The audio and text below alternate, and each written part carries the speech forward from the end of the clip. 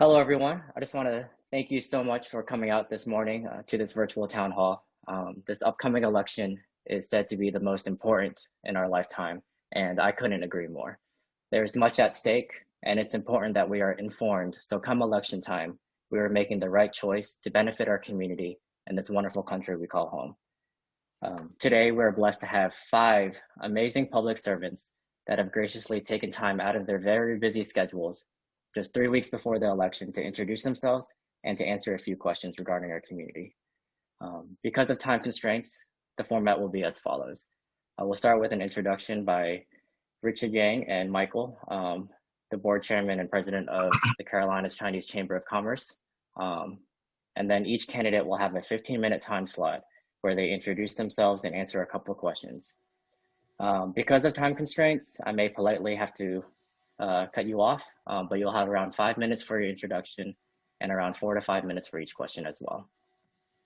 At the end of the meeting, we will send out the links to each of today's candidates so you can learn more about their platform and their policy and have the option to donate to their campaign if you choose to do so. With that, I give it to Richard to start the introduction. Hello, everyone. Michael Wang, president of Carolina's Chinese Chamber of Commerce. On behalf of our chamber, I would like to welcome each of you to the candidate town hall with the Asian community. Today, we have 5 high-profile candidates to have a direct conversation with us. This is the first time for our chamber to bring such distinguished leaders together at the same time for a town hall. We appreciate them taking time from their busy schedule and to meet with us. The 2020 election is so important. It not only determines the next few years, but also the generation to come. What type of the country we want to live in, what type of the environment that we want our children to grow up in. Among the audience today, a lot of us are immigrants from China and other Asian countries. We value freedom, free enterprise, education, family value, and law and order. We trace our American dream, which we believe as long as we work hard, we can have better opportunities. Today, we will hear more from our distinguished guests on their policy proposals on many of these important topics that we care about. It's a great opportunity for our community not only to learn more about our candidates, but also let them to hear our voice. I hope we will have a very constructive and informative conversation in the next 90 minutes. Thank you again for coming. Thank you, Senator Tillis, Congressman Dan Bishop, Lieutenant Governor Dan Forrest, and North Carolina Senator Todd Johnson and David Willis for NC House. My personal great appreciation to all of you to attend this town hall meeting during these busy schedules, within such a short notice. Best wishes to Senator Tillis for speedy recovery, and we have to make sure this conference is a nonpartisan forum. And also great thanks for all the audiences from statewide North Carolina. Your participation is so important. The United States is the greatest country in the world, and we are very proud to be part of it. Can we continue to maintain this greatness? Different parties has different interpretations on how to run this country. The voters too. I believe all of us have different views. Asian community has been a very quiet group in the past in the political arena. When we talk about politics, we try to promote politics, and 10, 20 years ago, people usually laugh at you, say, well, that's irrelevant to me. You guys go ahead, and then there was usually lack of interest. But that's not the case anymore, and we cannot be a silent minority anymore. This country is at the crossroad, And every one of us, we need to exercise our constitution rights. So today, I'm very glad to see once very quiet Asian community, counting for almost 7% of the total population, have shown unprecedented attention to the election this year. Through the group discussion among many other voters, we have learned there are so many concerns they've never been talking publicly before. Those concerns including, do we want a law and order or continue to be blind to lawless riots, lootings, continued violence? Are we going to increase the tax or cut the taxes? Reopen the economy safely or continue to shut down the economy during this pandemic? And support the law enforcement by increasing the funding to provide more training to avoid abusing of power, or defund police. On education, shall we increase or cut the fundings? College admission is based on merit or racial quotas. Freedom speech, freedom religion, especially freedom speech. And a lot of people get fired during the work in college because they say something are being labeled as highly discriminating. So, and affordable health care and the protection of the Second Amendment, and many, we can go on another hour. But obviously, people are starting to realize this country is not a country we migrated here 20, 30 years ago. It's a different country. We need to get involved to present our opinion to how to run this country. Today we have a chance to have a direct dialogue with the local politicians.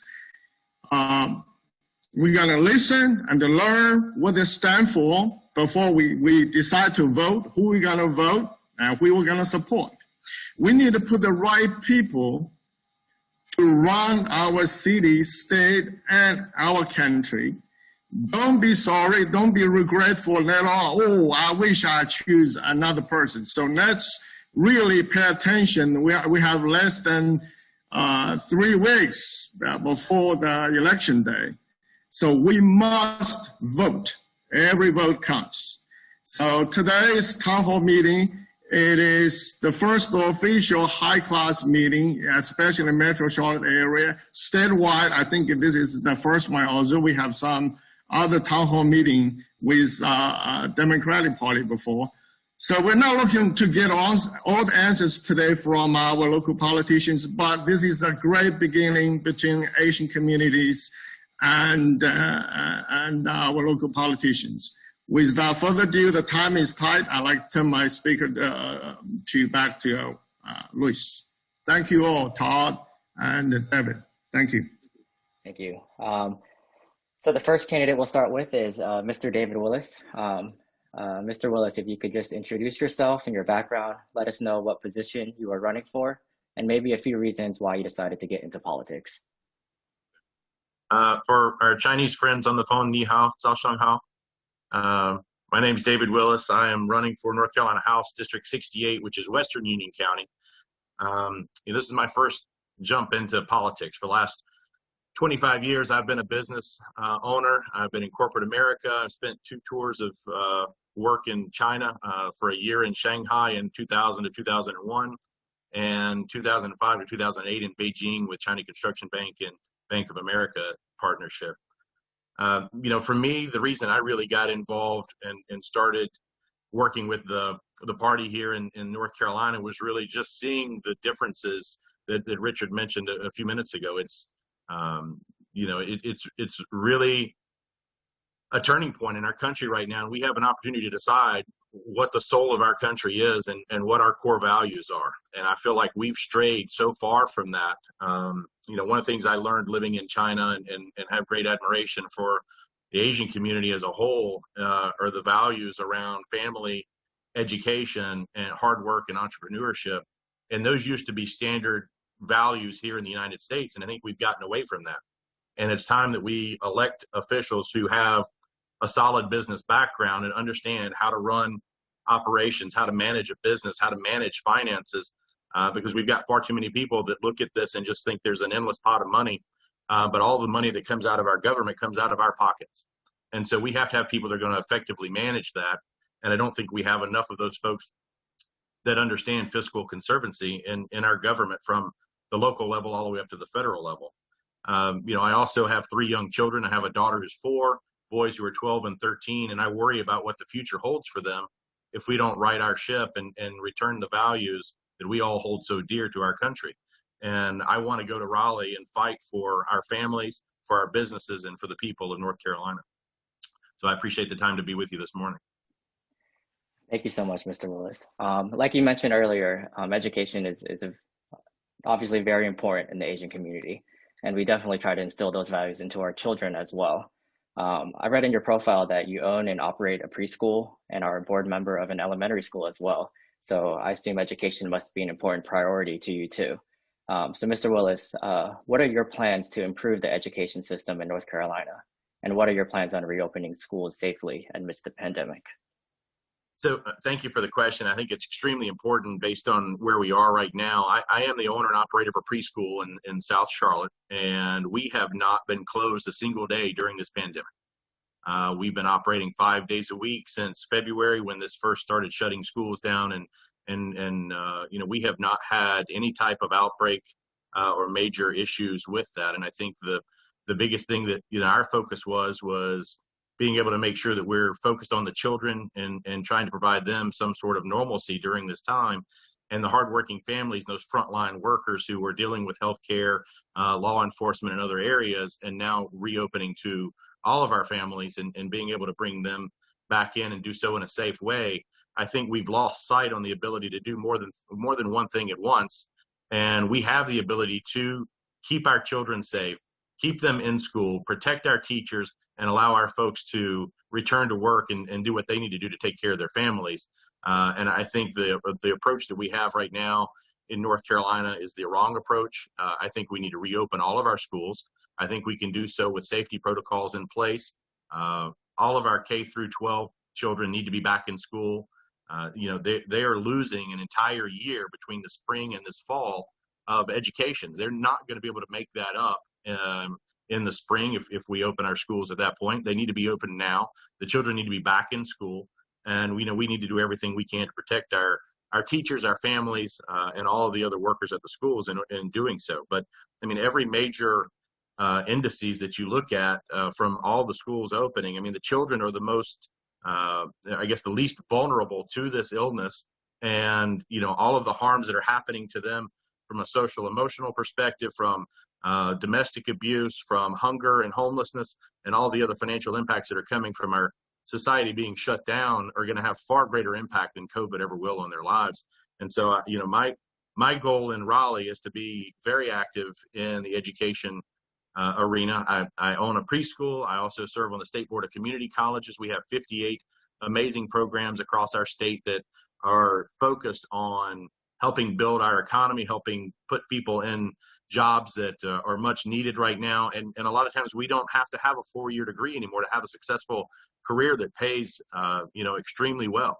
And so I think we've got to have an entire overhaul of our educational system, from preschool all the way to our university system. The success metrics that we have in place today are the wrong metrics. It shouldn't be about giving someone a diploma because we've pushed them through 12th grade. It should be about setting them up for success in a career and in life.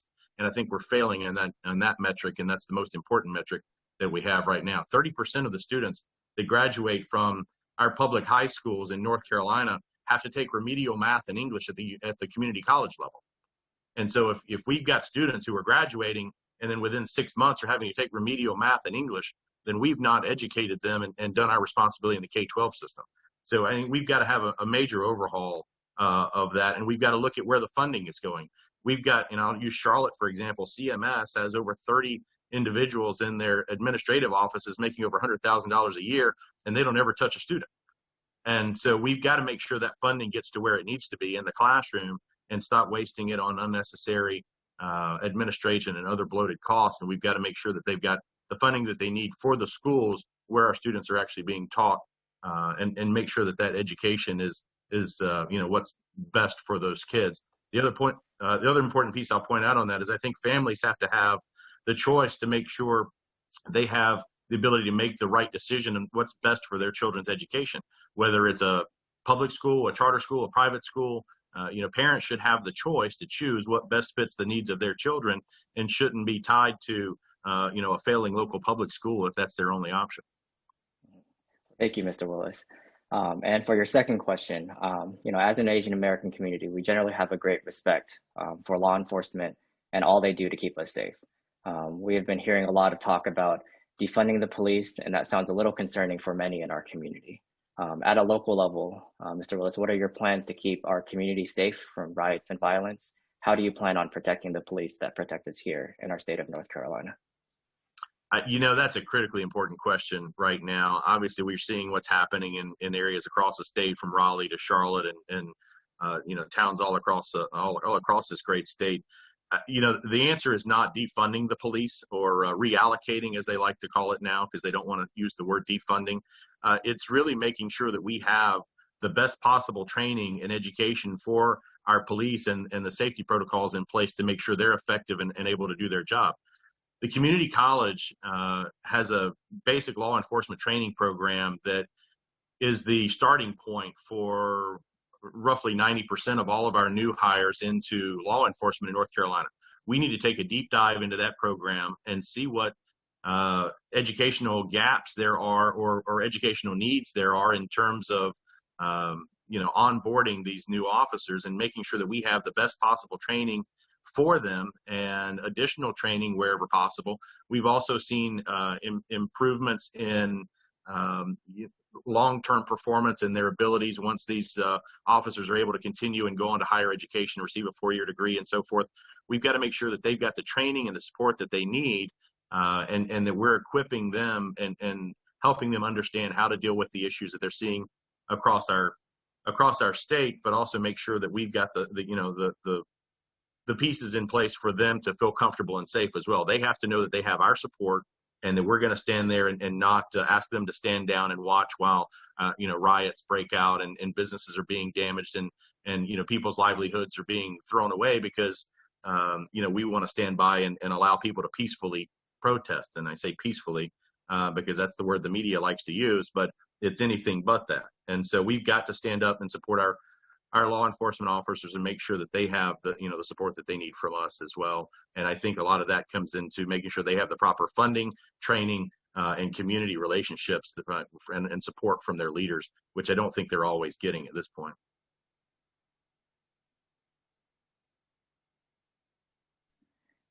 Thank you. And for your last question, Mr. Willis, is there any final remarks you'd like to make for our community and how we could help support you? I'll echo one comment Mr. Young made earlier. I think it's, the Asian community and a lot of other communities have, historically kind of been on the sidelines and not involved in politics. I would encourage you to continue to get more involved, to learn more about your local politicians, to learn more about the races that affect your daily lives. I think it's easy to look at the president and the national elections, but a lot of times your governor, your state officials have a lot more impact on your day-to-day lives as it comes to economic development and taxes and schools and so forth. So make sure that you understand and get to know the folks on the local level and support them however you can as well. The things that I think the Asian community hold dear are traditional American values: family, education, entrepreneurship, and freedom. And we need to make sure that we're standing up and fighting for those going forward. So I'm happy to talk with anyone at any point. If anyone wants to reach out and have a conversation, happy to do so. And I appreciate the opportunity to come and speak with you this morning. Thank you so much. For our next candidate, I don't believe Congressman Bishop is here yet. Senator Johnson, are you ready?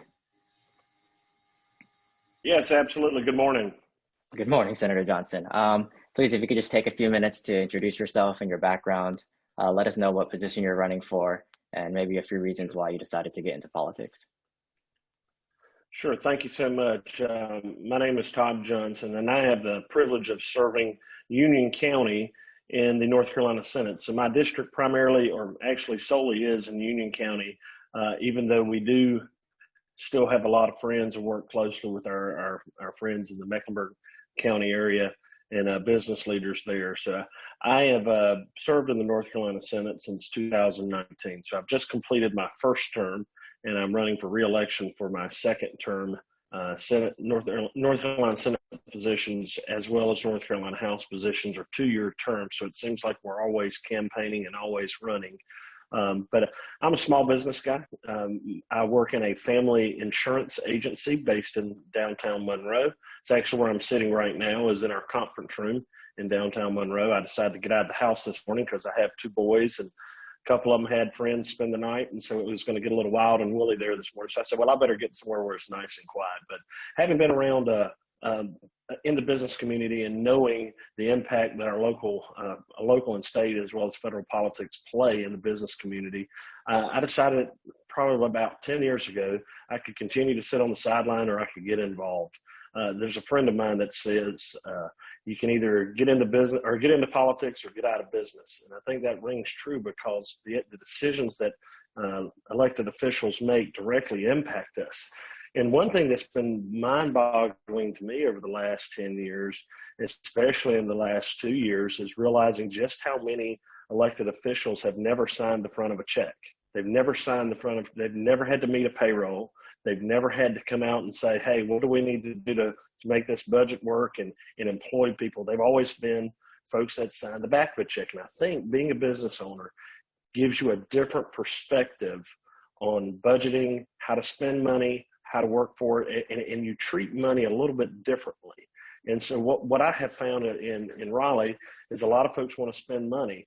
And one thing that you'll never hear me say is you'll never hear me talk about our money or the state's money, et cetera, because the state does not sell widgets. The state does not have a product that they sell and take profit and then give it out to the people. The state only makes money by taking money from you and our taxpayers and then doling it out how they see fit. So I think it's important to make sure that when we elect folks have met a payroll, have a background in understanding budgets and understanding making ends meet, because it's very important. So I think being in a small business, a family business for 30 years with my father has given me a different perspective that I take to Raleigh. So I did serve from 2010 to 2014 on the Union County Board of Commissioners. Local politics are extremely important.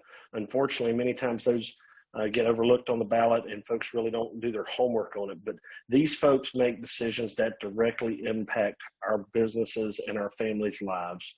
I like to say that our meetings on the county commission were on Monday nights here. That's when they typically were.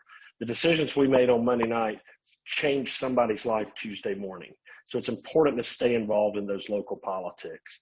As far as after county commission, I did start to serve on the State Board of Community College as David Willis serves now.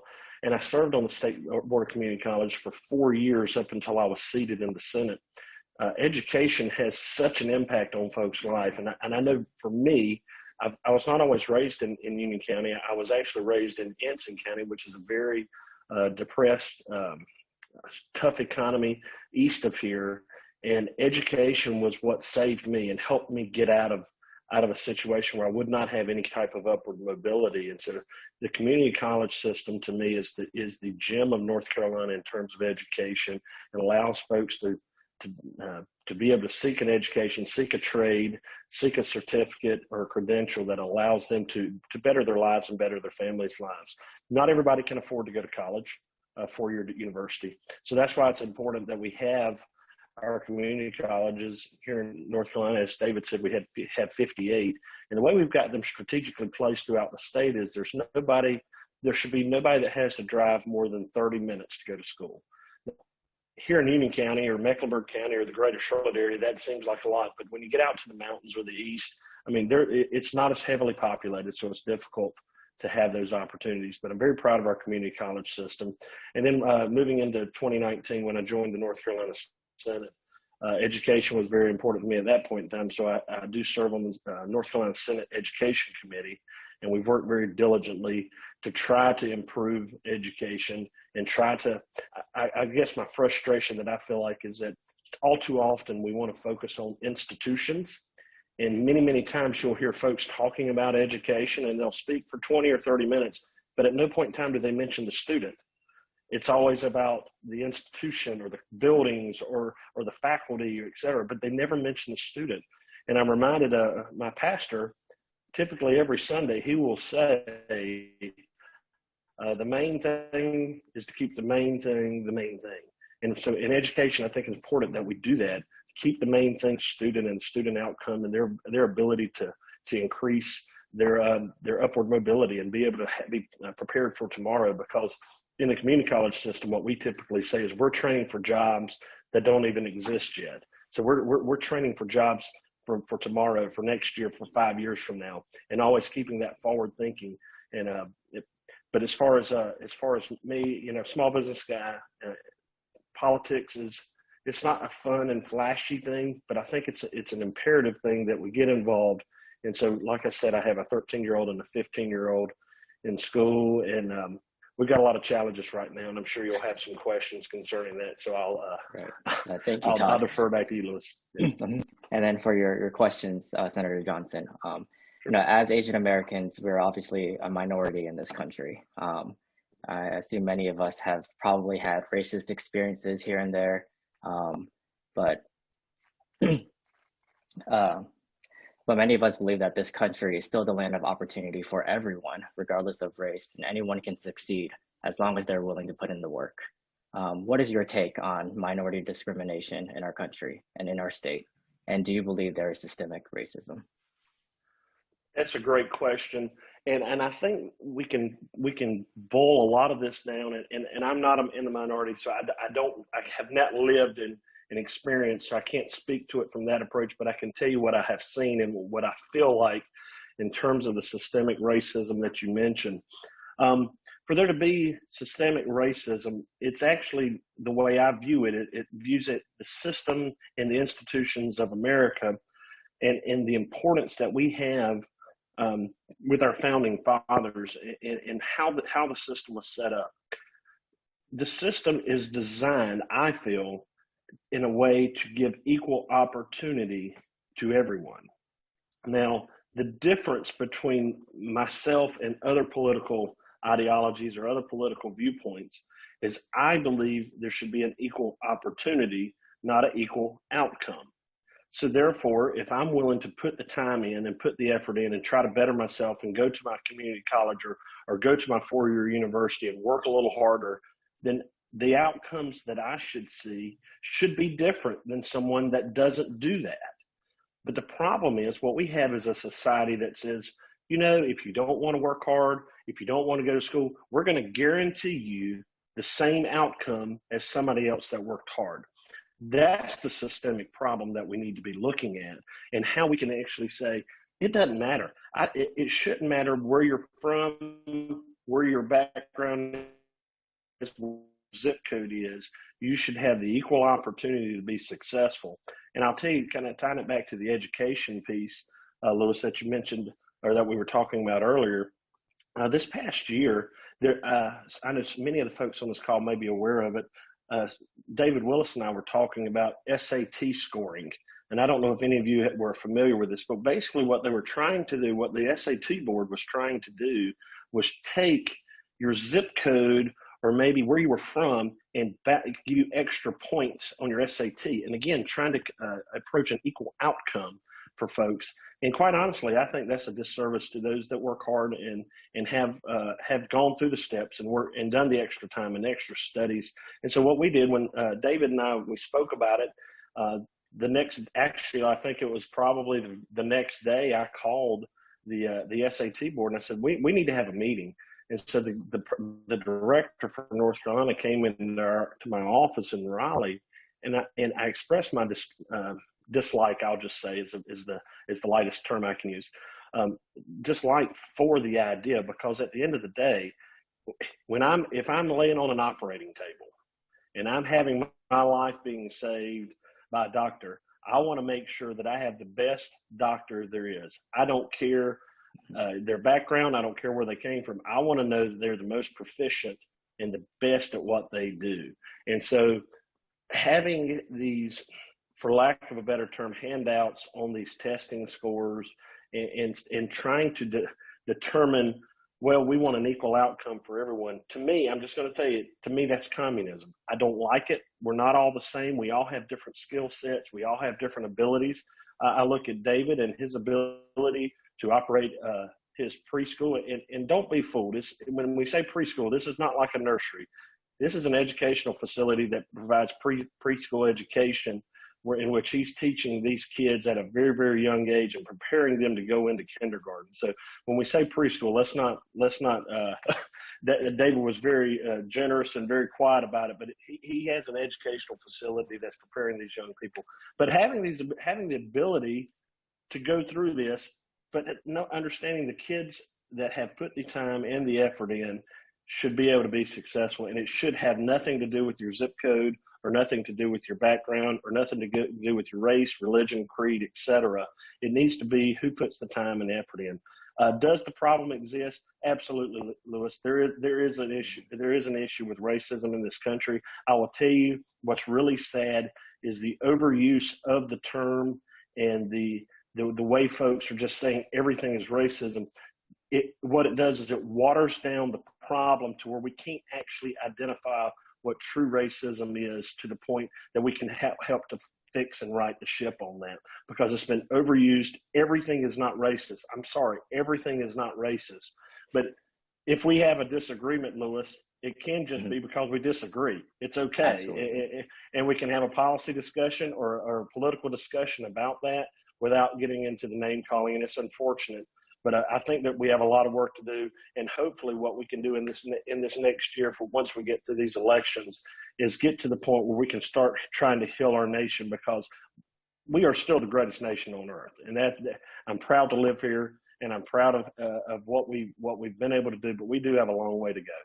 Thank you. I couldn't agree more, Senator Johnson. And for your last question, you just have a few minutes for this one, but we all call North Carolina home, and we've seen the state become one of the fastest growing areas in the country, especially for the Asian community.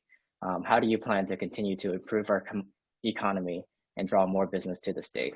And also, with the growing population, how do you plan on improving the infrastructure of our state? That's a great question, Lewis. I appreciate it. We do have a growing economy and a growing state, and I like to say it's because of the product and the people.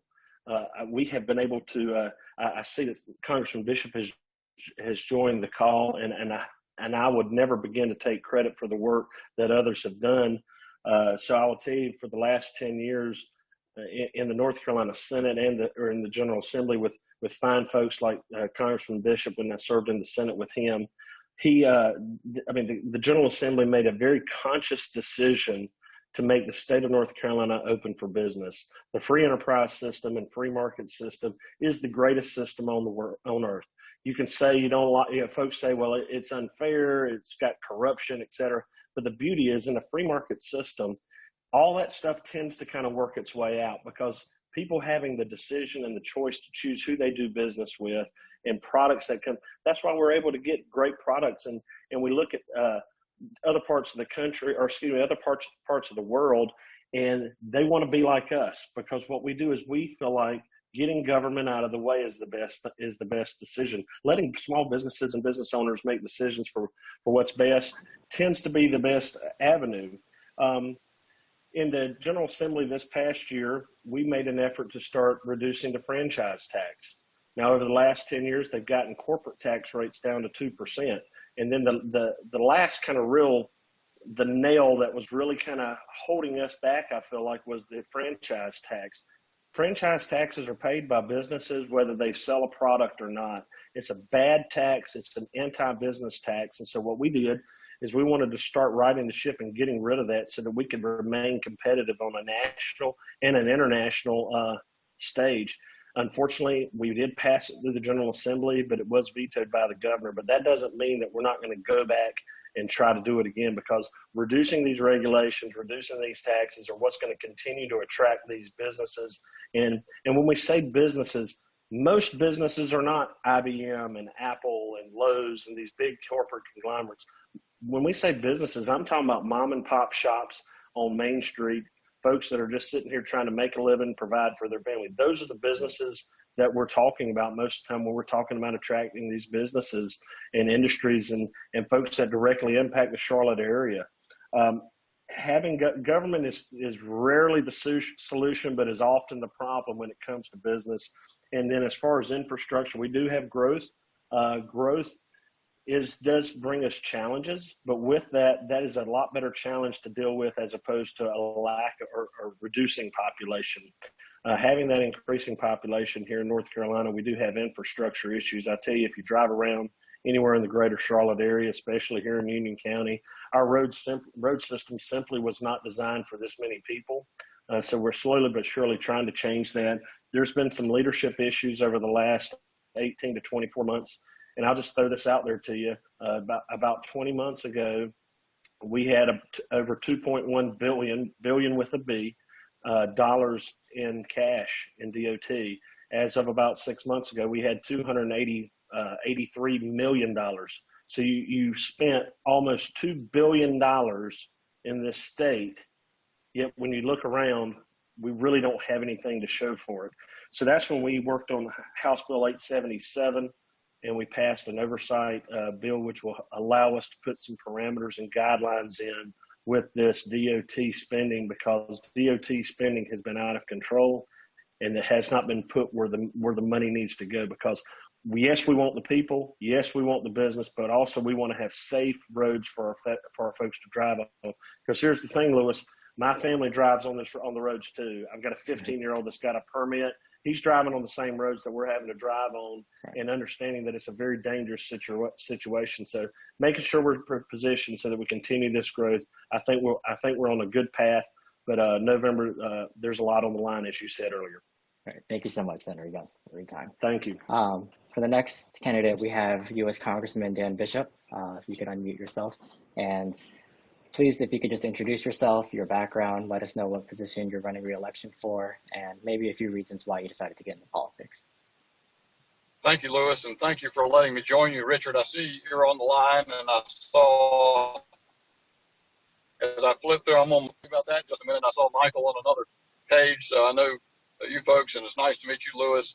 I am Dan Bishop, and I currently serve as your representative in the United States House of Representatives for the 9th District of North Carolina, and this is that phase of the year in election, the final 4 weeks before election time, and even more than usual, I'm all over the district right now. Right as I speak, I'm riding in a car in Robeson County, so 4 or 5 counties away from where you are.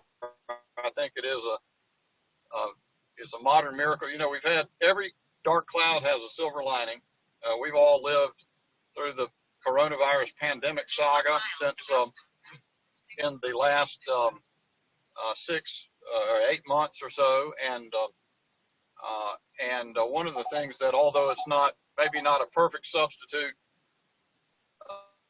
the ability to talk on a computer is really a blessing, and it's been interesting technology to use. So I very much appreciate the Chinese Chamber of Commerce organizing this event.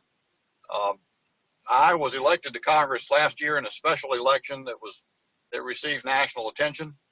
The White House was helpful. A lot of outside forces were very much involved. And what I went to Congress to do, and told people I would do, and am doing in Congress, is standing up for values of open and free competition, quality education, parental choice in education, freedom to live your faith, as the Constitution envisions, robust support for First Amendment freedoms of all kinds, including the freedoms of press and speech.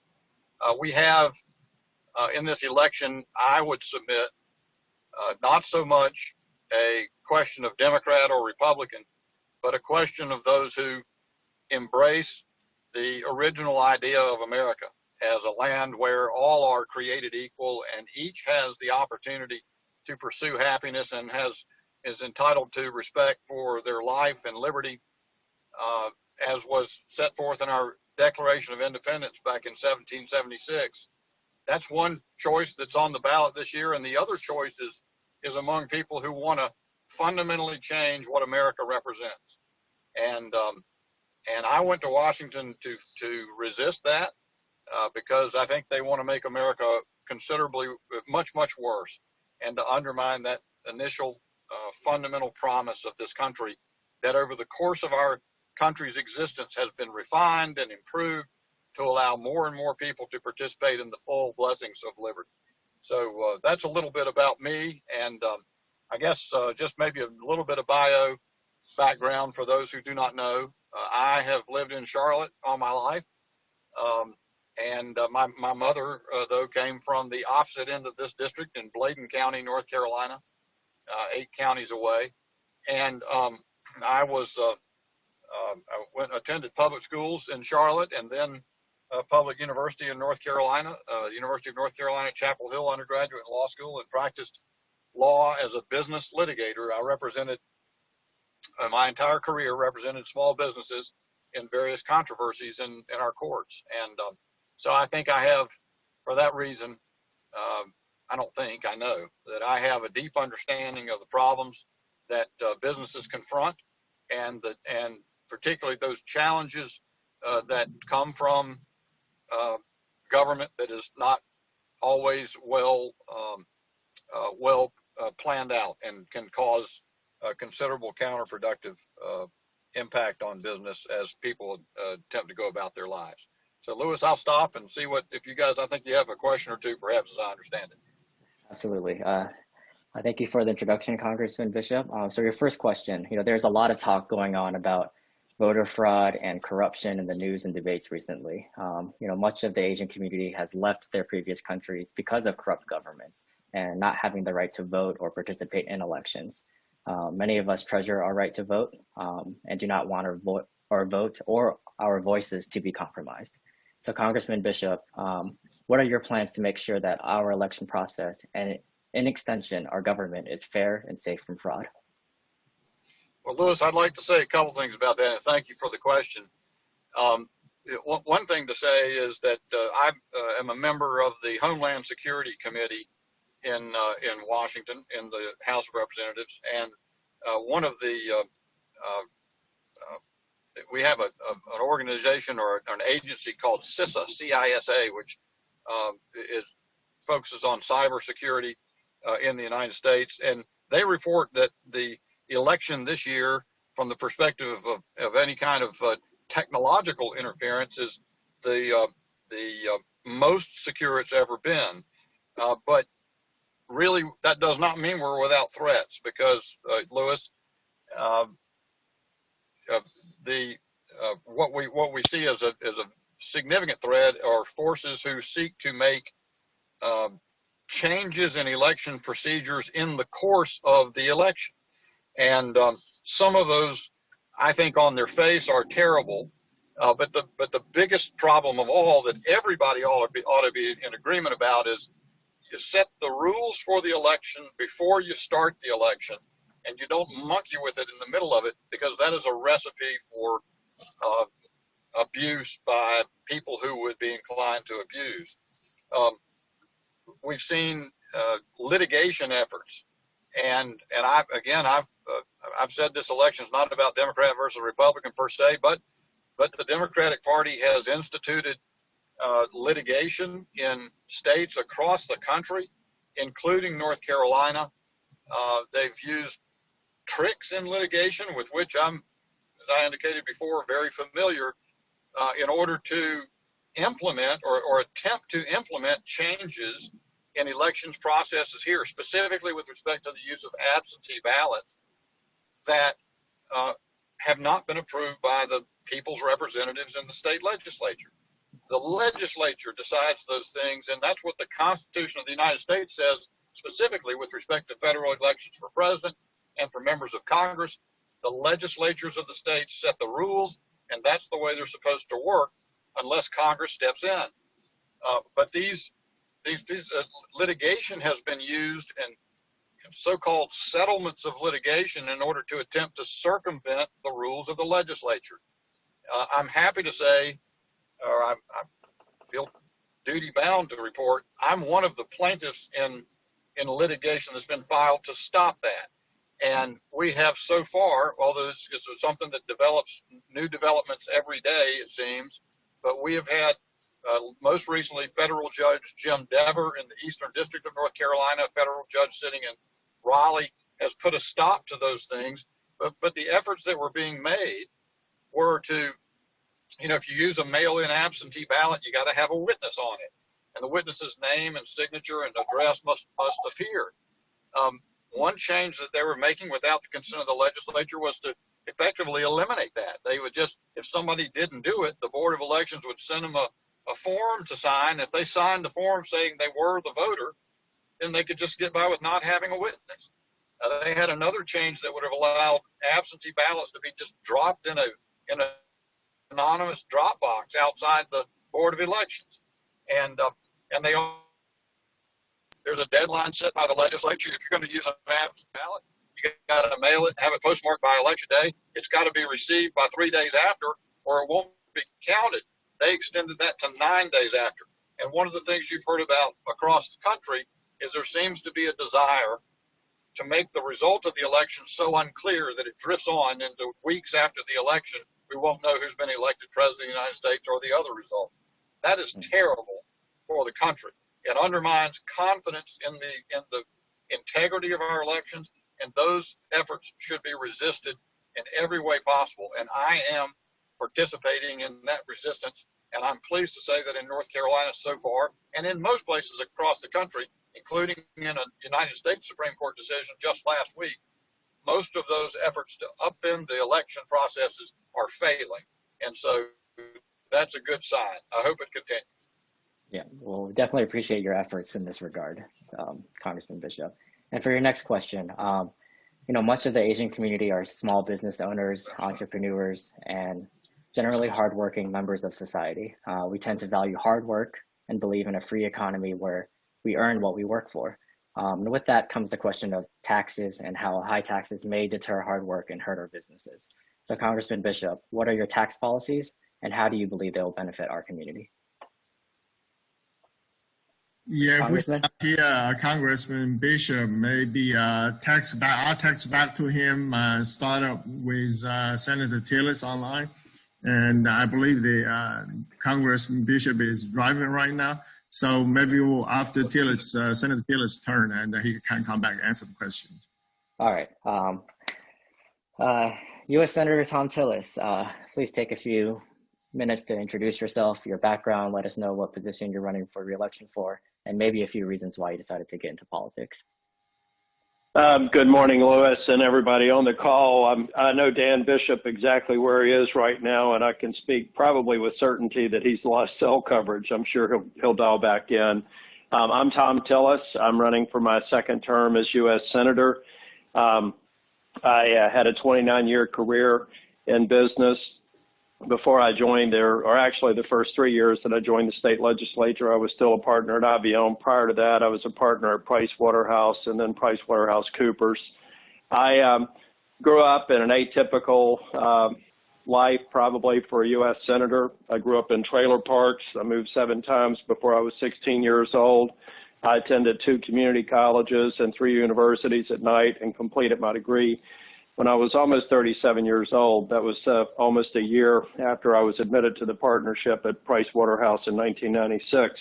I actually got motivated to run for the state legislature because my representative up here at the time was conservative but ineffective, and I challenged a 2-term Republican incumbent in a primary, was elected after my first term.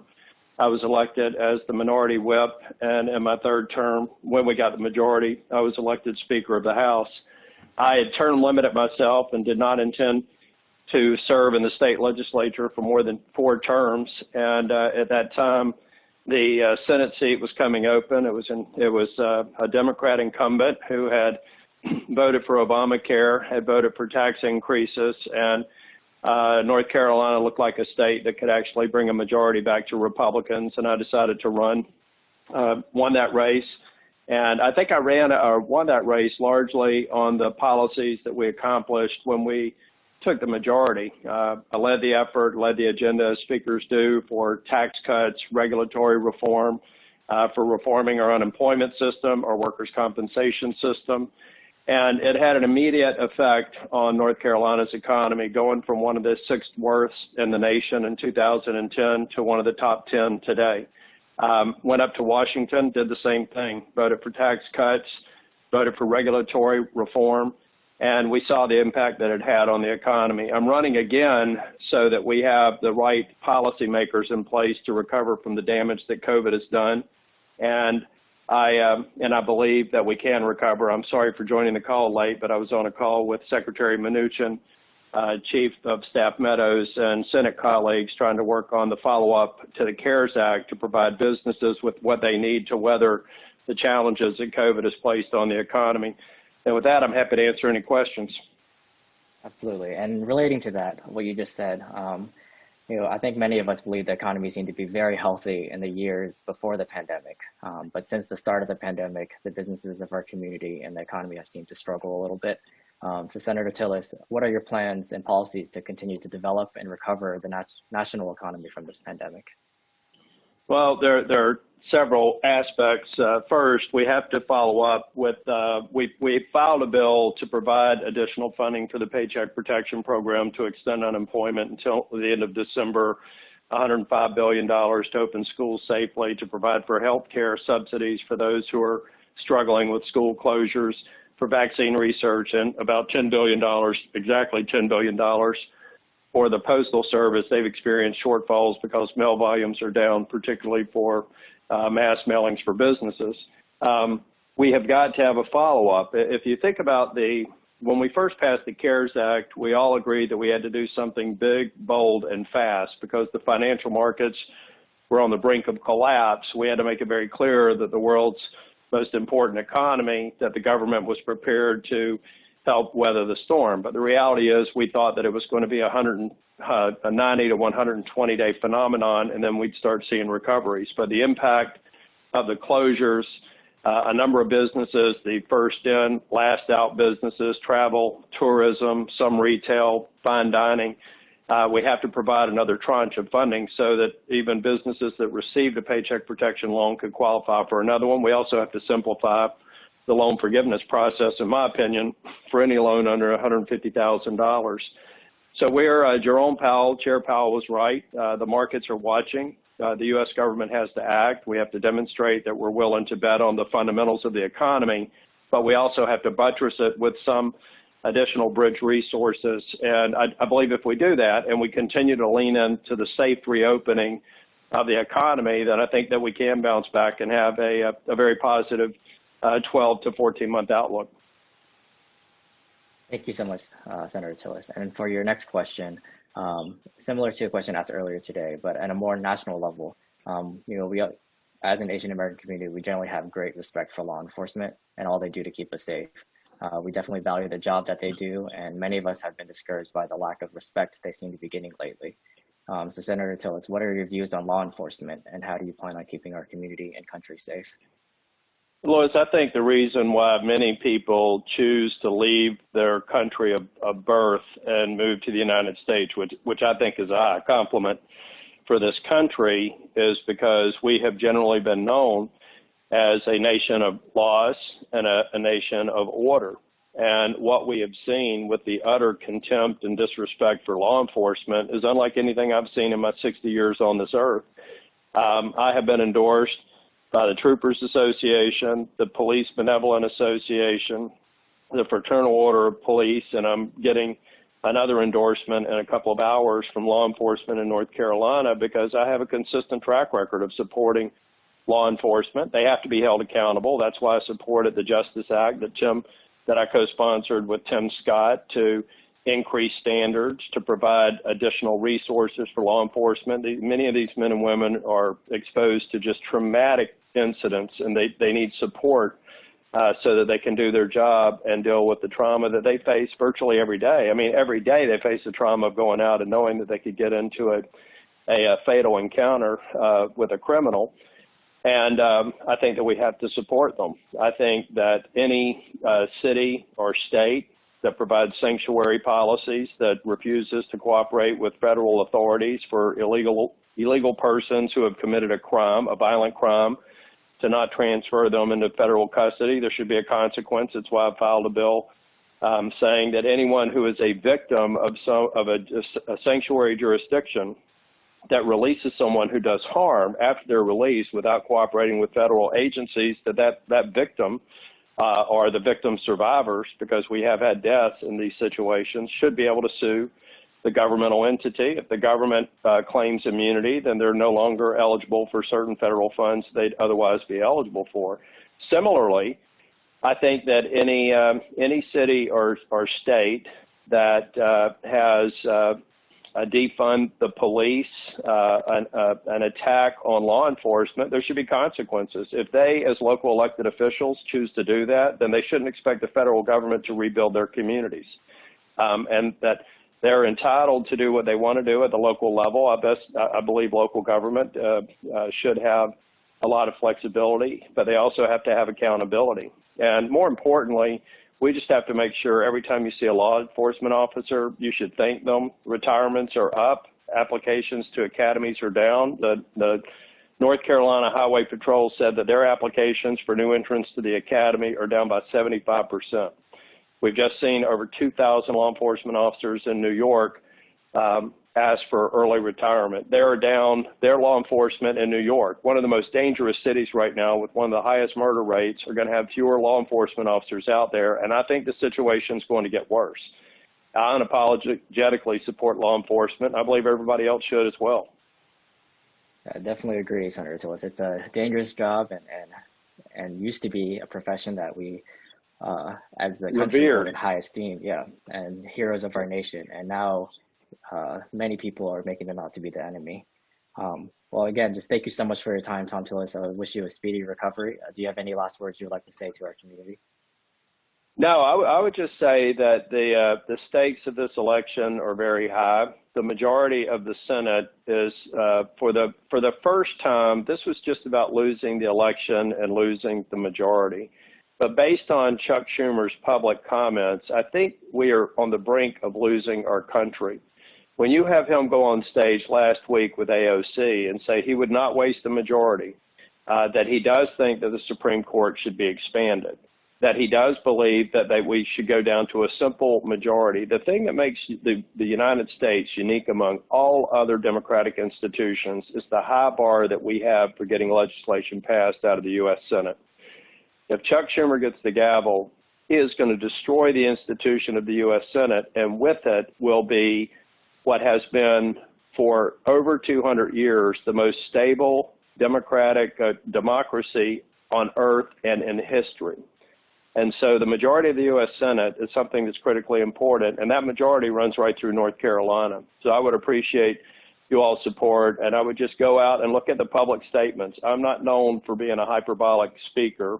I'm a partner and a management consultant. I only talk about things that are well within the realm of possibilities, and it is well within the realm of possibilities that if Joe Biden wins the White House and Chuck Schumer gets the majority, that we're going to have a turning point in this country, and history is going to look back at it and say it was the time that America really changed. Thank you all for being on the call, and thank you for considering all the good candidates, Dan Bishop, the others that I've listened to. They're all good people, and I hope you'll support them. Thank you. Thank you, Senator Tillis. Let's go back to Congressman Bishop. Hopefully, signal's a little bit better now. I'll remind. Can you hear me, Louis? Yes, can you hear me? Okay, that's great. Well, in the course of that, I switched from handheld to computer, and we're now stopped. So I apologize for the inconsistent signal. I want to say, and I know a question was pending. I was getting ready to answer, but I hope before we can go back to it, I just want to comment on what an outstanding presentation I just heard Senator Tillis render, and I heard pieces of the others. But I got to tell you, I agree with everything that Thom Tillis said. I think he's laid out extremely well why this election is so consequential and what the difference is. So with that, Louis, if it's okay if I presume there was a question pending about what my tax policies would be, and if it's okay, I think that's about where my signal failed before. Is that right? That is correct. Yeah, so basically, the question of high taxes and how that may deter hard work and harder businesses, and what are your tax policies and how do you believe they'll benefit us? Very good. Thank you, Louis. And, I think it's really something that we need to keep very much in mind. We've been through, of course, the coronavirus period, as I described, and it's done great damage to our economy. And the United States Congress has responded pretty well. We've failed. We need another package, as Tom was just saying. But consider where we were before that.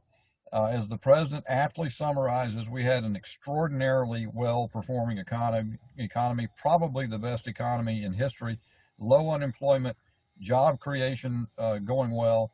And if you think back to what precipitated that, because remember, in the prior administration, President Obama talked about restoring economic growth above sort of a dismal 1.75% per year or so. And he said, this is the new normal. You'd need a magic wand to restore growth. Well, it didn't turn out to be that there was a need for a magic wand.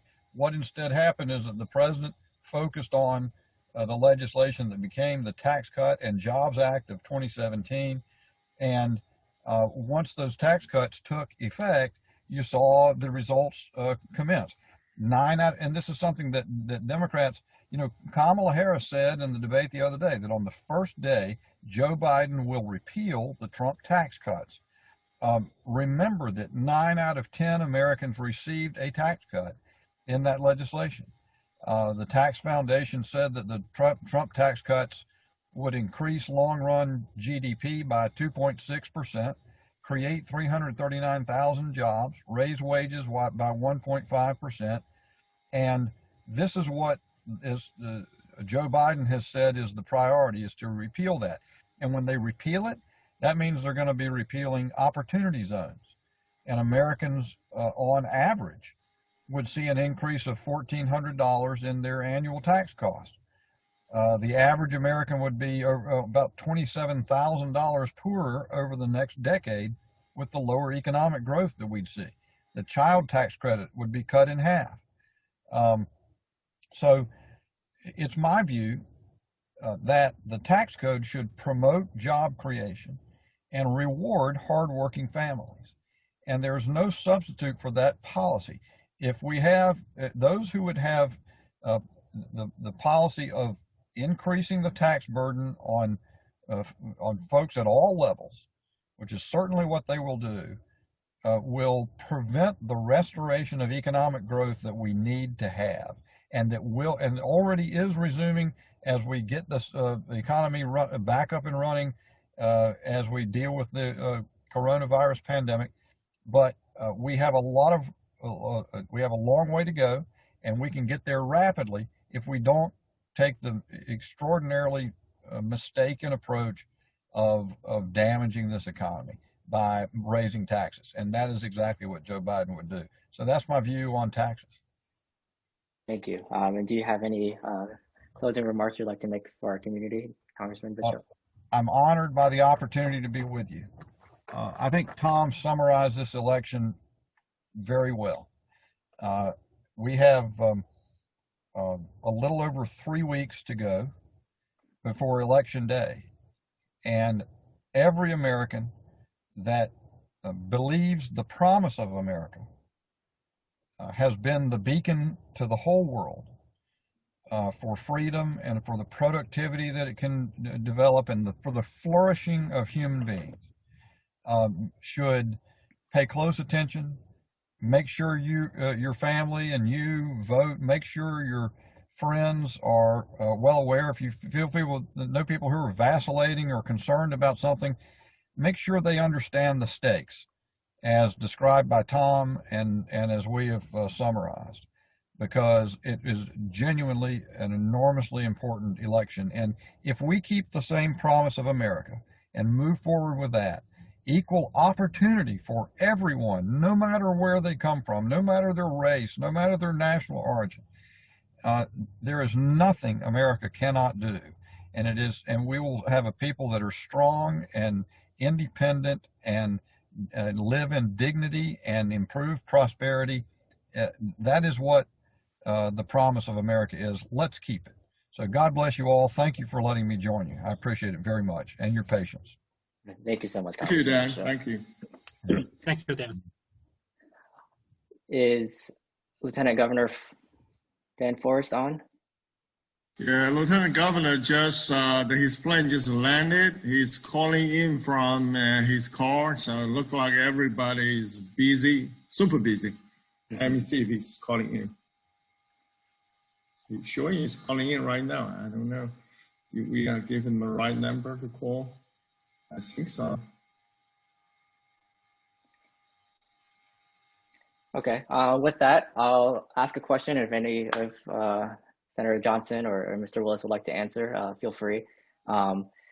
Immigration is definitely a big topic within the Asian community, as we or our parents were all once immigrants before becoming citizens of this beautiful country.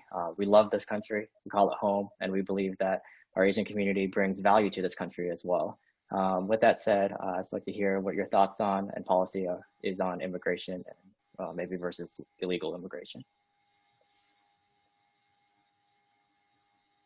Mr. Willis, would you like to answer?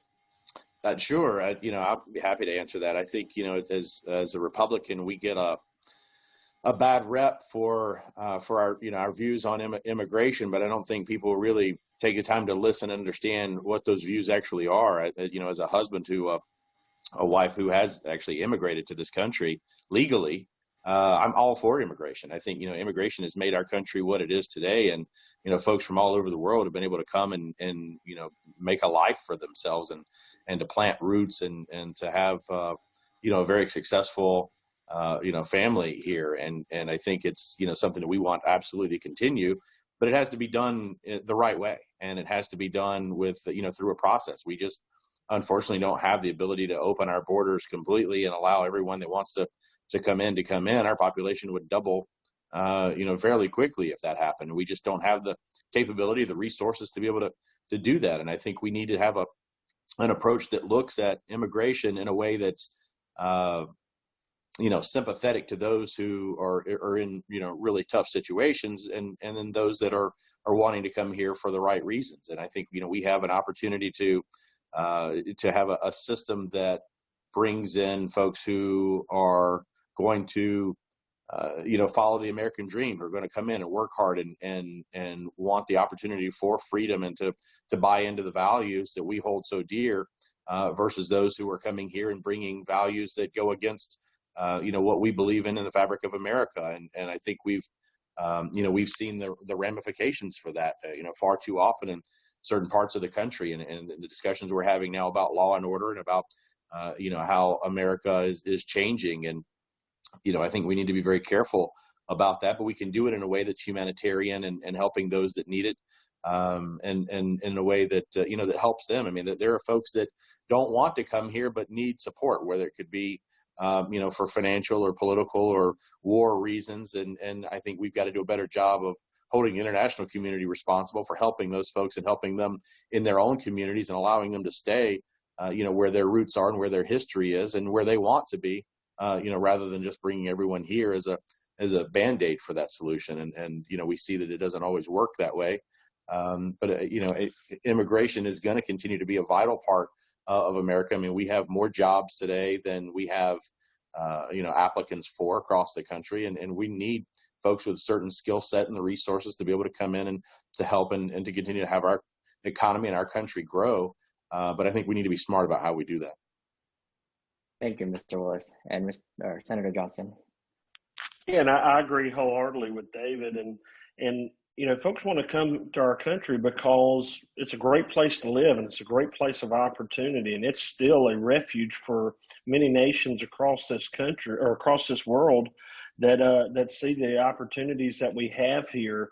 And as has been stated by multiple people today, that all of that's at risk. And so I remember during the RNC convention, there was a gentleman from the country of Cuba, and Maximo, Alvarez maybe, or something, his last name. And he immigrated to this country legally, and he started a business. He's been very successful. And the gentleman was very emotional because he said, this is the last place that we really have where freedom still exists. And I think for me, I was born here, I was raised here. I have always lived within about 30 minutes of where I was born. The big thing I think is assimilation. and being proud of your heritage and being proud of where you come, but also coming together and assimilating in a country is very important, because we have a society and a culture here. What I get fearful of is when we see folks coming illegally, and when they get here illegally, they want to like not assimilate and kind of be in their own world. In America, we're a melting pot. We have folks, and that's what makes our country so beautiful, is we don't all look alike, look the same, we don't talk the same, and that's what makes America beautiful. What I get fearful of is when we hear folks talking about open borders and not having rules and laws, because if you don't have borders, you don't have a country. And I think that gets lost many times. Are our immigration laws perfect? Absolutely not. We can always work to, I don't know that you'll ever find a perfect rule or a perfect law. We can always improve ourselves. But what I don't like is for folks that have done the right way, who are in line, they're standing in line, they're going through the process, and then someone coming in illegally and skipping ahead. That's a problem that we have to solve. We have to protect our borders, but then maybe make the process for folks coming into our country, make it opening and inviting, but also have a procedure and procedures in place to where you have to follow these steps. And so I think they're not independent. And so just because I prefer, and I think many of us prefer rules and guidelines of how to immigrate legally, doesn't mean that I'm anti-immigration. No, I'm anti-illegal immigration. And so making sure that folks do it the right way. And I think if we go about it from the standpoint of just because the laws are bad, that doesn't mean we throw out the laws. Let's work to improve the laws, and that's the process that I think would be the best route to take. And we can improve that. We've got two good leaders with Dan Forrest and Thom Tillis to help us do that. Thank you so much, Senator Johnson. And I believe Lieutenant Governor Forrest is on the line now. If you could just take a few minutes to introduce yourself, your background, what position you're running for, and maybe a few reasons why you decided to get into politics. Well, hey, everybody. This is Dan Forrest, and yes, I'm currently Lieutenant Governor and have been for 8 years, and am in the process of running for governor right now. Hopefully everybody on this phone knows that. We're about 3 weeks away and from election, and obviously the most important election of our life. So I want to say thanks to everybody that's paying attention and getting engaged and getting ready to get out and vote. Thank you so much, Lieutenant Governor. And a question for you. Some of us, especially those that immigrated from China, know the importance and value of free speech and freedom of religion without the fear of violence or retribution. As a community, we don't take it for granted. However, it seems like that right is starting to be a little bit infringed upon. So what are your beliefs, and what will you do to protect the First Amendment? Well, here in North Carolina, we were at the forefront of even having that amendment to the Constitution when North Carolina was a colony and all the colonies were coming together to create the Constitution of the United States. North Carolina said that they weren't going to sign it because it didn't have the Bill of Rights, which included the First Amendment, which is the freedom of religion and the freedom of speech. And it's still, valid, but probably more valid today because we're seeing both of these freedoms being infringed upon. And what that Bill of Rights meant and what that freedom meant was the government can't give you those things and the government can't take those things away from you. The government was supposed to stay out of that, allow you to have free speech, allow you to have freedom of religion. And now we see, especially for conservatives in America, our voice being stopped by the media, our voice being stopped by social media, and our voices being shouted down by the left and by the anarchists out there and people who want to destroy our country. So in the name of tolerance and diversity, people shout down free speech and don't want it to happen. So one of the things that I did as Lieutenant Governor was craft the nation's first comprehensive campus free speech bill here in North Carolina. So all of our universities in North Carolina have to abide by this new free speech policy, which just allows all voices to be heard. It doesn't stop anybody's voice from speaking, but it allows voices to be heard. That became a model for the whole nation, and other states have started to adopt it. So obviously freedom of speech is fundamental, but certainly so is freedom of religion. To me, it's even more fundamental. If we do not have a moral country, and as a Christian, and I believe very firmly that God created this nation, founded this nation upon Christian principles, upon a biblical worldview idea, And we have to maintain that. If we are not a moral people, we're not going to be a good people. And as Alexis de Tocqueville once told us, if America ceases to be good, America will cease to be great. But there is a standard for good, and I believe that's God's standard. And we have to live up to that standard. And even as your last speakers were talking about, even about immigration and people coming here, desiring to come here from all over the world, people around the world know that America is the last best hope. And as America goes, so goes the rest of the world. Amen to that, Lieutenant Governor. And for your next question, I know this was asked a little bit earlier, but as Asian Americans, we're obviously a minority in this country. Some of us have probably felt racist experiences here and there from certain people, but all of us still believe that this country is still the land of opportunity for everyone, regardless of race, and anyone can succeed as long as they're willing to put in the work. So what is your take on minority discrimination in our country and in our state? And do you believe there is systemic racism?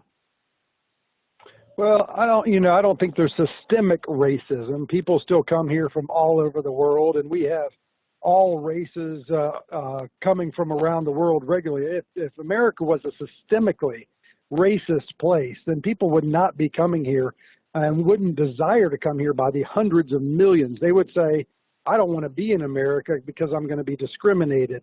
The reason they want to come here is because they know there is opportunity here. They know, unlike anywhere else in the world, they can show up in the United States of America without a dime in their pocket, and they can work hard and they can do all the things they need to do to be successful in this country and live an American dream. So I don't think that racism is systemic, but there's always been racism. One of the things that I think is important to remember is that America is the most diverse country in the world.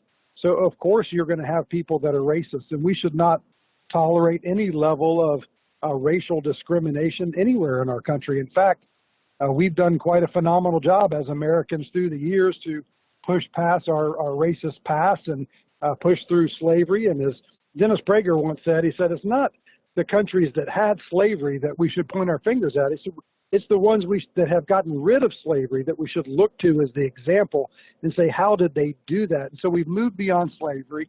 We've moved through the civil rights movement in America, and we're becoming, in some ways, more diverse than we've ever been. We need to make sure that we continue to be more free than we've ever been as well. And so it's incumbent upon all of us to make sure that we're, fighting any racial inequalities that may exist in our country, so that we have equal opportunity for everybody, no matter where you come from, what you look like, or what you sound like. Well, thank you so much, Lieutenant Governor. And would you mind speaking just a little bit on how your policies will affect our state economy and how it may help us as a community? Sure. Well, first, I'd open up the economy. You can't have much of an economy when everything's still closed down or things are partially closed. So once I get sworn in January, if the economy's not up and running, first thing we will do is get the economy up and running again. We'll do that in a safe way. We'll trust the people of North Carolina and the businesses of North Carolina to do that, while at the same time we protect the people from the virus that are vulnerable to the virus. We can do 2 things at once, 3, 4, 5 things at once if we need to. But it's time to move beyond emergency mode of this virus and learn to live with it. So we're going to do that. We're going to get our kids back in schools again here and do that in a safe way. And then we're going to start pursuing a new envisioned future for our state, one that is based on the kinds of jobs that we want to attract and retain here and the kinds of industries we want to bring here, because they create good jobs for our people. We're going to put together a team of people that are going to be able to travel the world and meet with leaders and business leaders around the world to show them why North Carolina is the best place in the world to live, work, and play.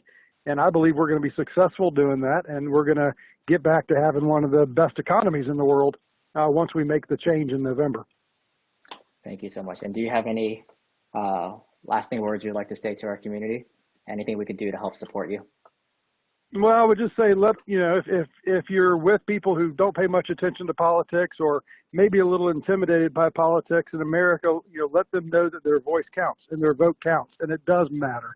and that they need to participate, because this government in the United States of America is supposed to be of the people, by the people, for the people, and ruled by the consent of the governed, not by big government overreach. So get out, do your job, get your people to the polls, make sure they are voting for the right people, and we're going to do our best to get America back on track again with your help.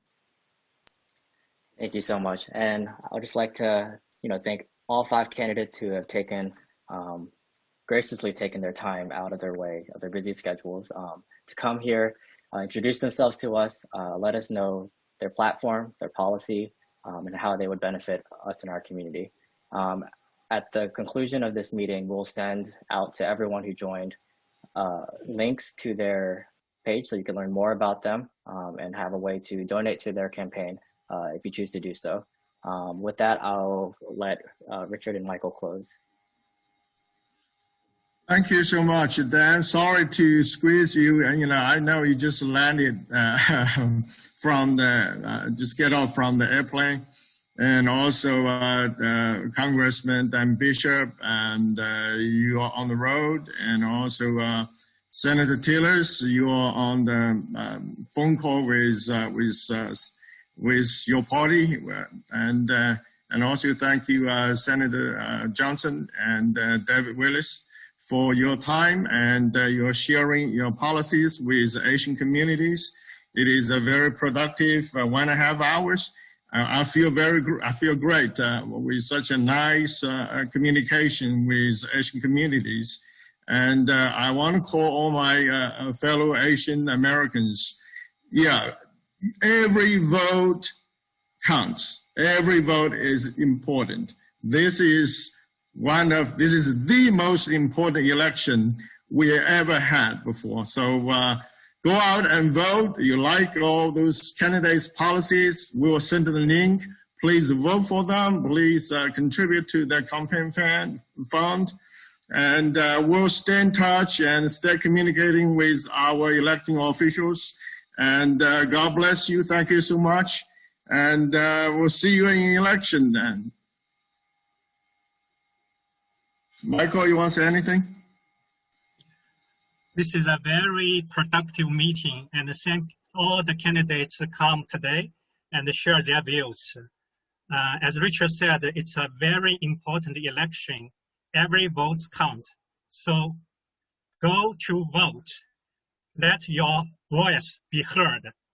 And thank you so much for coming to this event. We'll see you next time.